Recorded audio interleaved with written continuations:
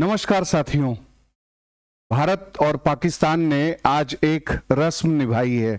आप सुन के दंग रह जाएंगे कि भारत और पाकिस्तान के बीच में ऑपरेशन सिंदूर के बाद से तो सारे रिश्ते जो हैं या जिस तरीके से इनके बीच में टेंशन्स थे वो इतने ज़्यादा बढ़ गए कि किसी तरीके का कोई भी स्कोप नहीं था किसी बातचीत का, किसी सहयोग का।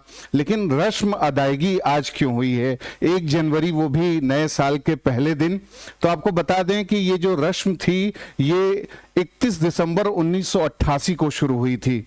जो प्रधानमंत्री थी वहां की बेनजीर भुट्टो और यहाँ के प्रधानमंत्री थे राजीव गांधी, इनके बीच में एक एग्रीमेंट हुआ था।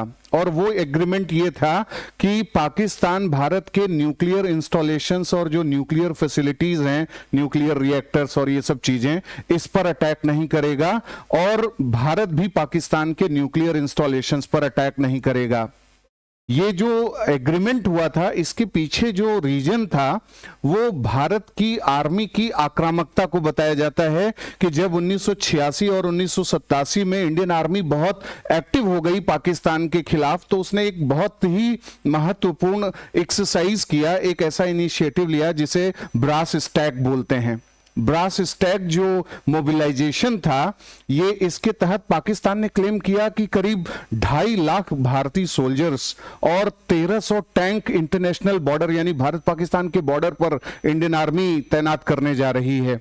और न्यूयॉर्क टाइम्स ने 1987 में एक लेख लिखा था जिसमें बोला था कि द्वितीय विश्व युद्ध में के बाद से ये साउथ एशिया में सबसे बड़ा और सबसे controversial peace time military exercise था जो इंडियन आर्मी कर रही थी। और इस खौफ से इतना ज्यादा खौफजदा पाकिस्तान हो गया कि उसको लगा कि अगर उसके न्यूक्लियर इंस्टॉलेशंस पर इंडिया अटैक कर सकता है, क्योंकि इंडिया के पास ये ताकत तो थी ही, और इंडिया अगर इस तरीके की कार्रवाई करता तो पाकिस्तान का जो न्यूक्लियर प्रोग्राम है या जो न्यूक्लियर वीपन बनाने की हमेशा जो उसकी ख्वाहिश रही है वो सब खत्म हो जाती।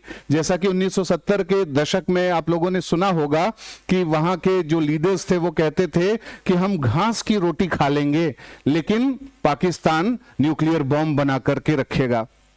तो ये बात इस तरीके से स्पष्ट की जा सकती है कि पाकिस्तान के मन में ये भय था और इसी को कहते हैं बैलेंस ऑफ टेरर और एक आतंक का संतुलन, जिसको कहते हैं कि आपके पास भी न्यूक्लियर बॉम्ब है, हमारे भी पास न्यूक्लियर बॉम्ब है, इसलिए कम से कम शांति की स्थापना करनी है तो कुछ ऐसा एग्रीमेंट कर लिया जाए जिसमें दोनों को लॉस न हो।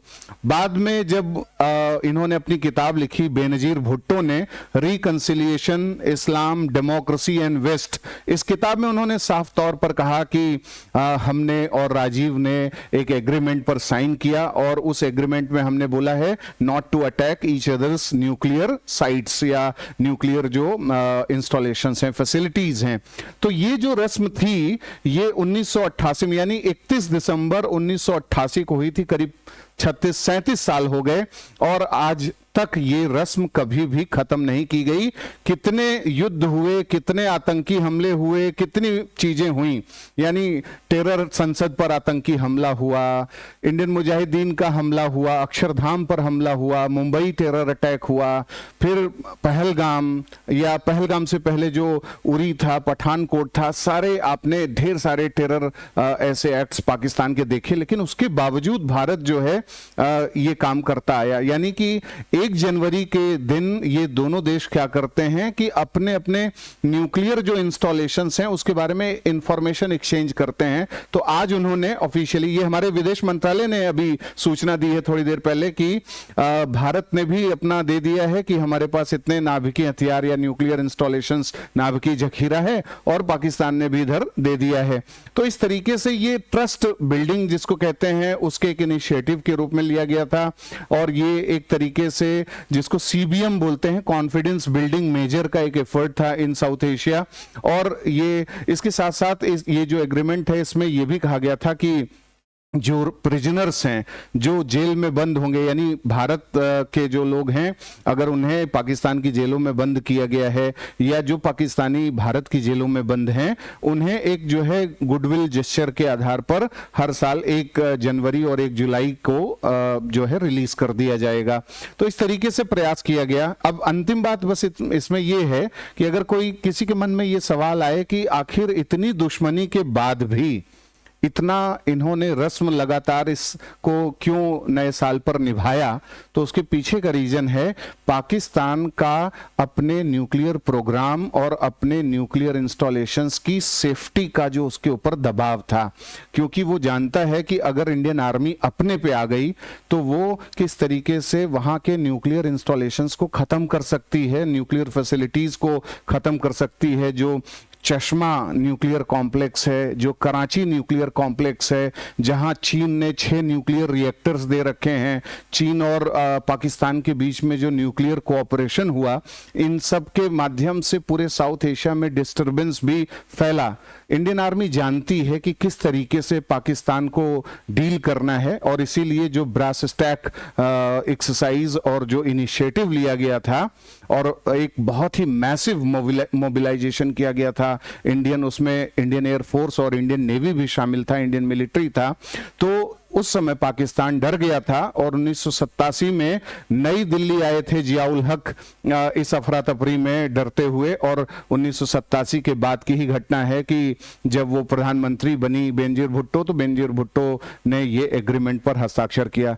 तो उम्मीद करता हूं कि ये जानकारी आपको पसंद आई होगी, मीनिंगफुल लगी होगी। साथ में एक और अपडेट दे दूं कि अभी जो खालिदा जिया हैं, जो कि बांग्लादेश नेशनलिस्ट पार्टी की लीडर थी और जो बांग्लादेश के भूतपूर्व राष्ट्रपति जियाउर रहमान की पत्नी थी, और पहली बांग्लादेश की जो है महिला प्रधानमंत्री थी, उनकी मृत्यु हो चुकी है। और उनकी मृत्यु में जो है शोक संदेश प्रधानमंत्री मोदी का लेकर के पहुंचे जयशंकर वहां बांग्लादेश में, और वहां ऑपरेशन सिंदूर के बाद पहले किसी पाकिस्तानी लीडर के साथ उनका तस्वीर सामने आई है और उन्होंने उनसे हाथ मिलाया है। तो कई लोग जो है इस पर क्वेश्चन मार्क भी लगा रहे हैं कि इंडियन प्लेयर्स ने तो जो है अभी क्रिकेट का जब मैच हुआ था तो उसमें हाथ तक नहीं मिलाया था, और हमारे विदेश मंत्री हाथ मिला रहे हैं, तो ये कहां तक जायज है। तो यहां हमें ये समझने की जरूरत है कि डिप्लोमेसी भी एक बड़ी चीज होती है, कुछ डिप्लोमेटिक संस्कार भी होते हैं। अगर विदेश मंत्री कहीं पर गए हैं, मान लीजिए कोई समिट है, एससीओ का समिट है, या ऐसे जगह जहां पर मौजूदगी है, ठीक है, ये अलग बात है कि इग्नोर किया जा सकता है, लेकिन वो मौके की भी बात होती है। अब सामने बिल्कुल अगर कोई खड़ा है और किस तरीके से उसे इग्नोर करना है, या आपका जो आचरण है वो ऐसा नहीं कर पा रहा है, तो ये उस दायरे में आता है। हो सकता है ये बात न पसंद आए बहुत से राष्ट्रवादी मानसिकता के लोगों को, लेकिन ये है कि विदेश मंत्री भी राष्ट्रवादी हैं हमारे, और सरकार भी राष्ट्रवादी है, उसे भी पाकिस्तान से उतनी ही नफरत है जितना और लोग भी करते हैं। तो इस मुद्दे को इतना ज्यादा गंभीर रूप से नहीं देखना चाहिए, और पाकिस्तान के खिलाफ जो कार्रवाई है वो तो की ही जा रही है, और उसको और ज्यादा अभी धार दिया जाएगा। जीरो टॉलरेंस स्ट्रेटेजी हमारी काम कर रही है आतंकवाद के खिलाफ, उससे कोई कंप्रोमाइज नहीं है। पाकिस्तान से हमारे डिप्लोमेटिक और जो इकोनॉमिक रिलेशंस हैं वो सब टूट ही चुके हैं 7 अगस्त 2019 के बाद से, यानी जो पुलवामा टेरर अटैक था उसके बाद से। तो इसलिए इंडियन गवर्नमेंट कोई कंप्रोमाइज नहीं कर रही है इस मामले में। ये भी एक अपडेट है। धन्यवाद। अगले किसी प्रोग्राम में जल्द ही मिलेंगे।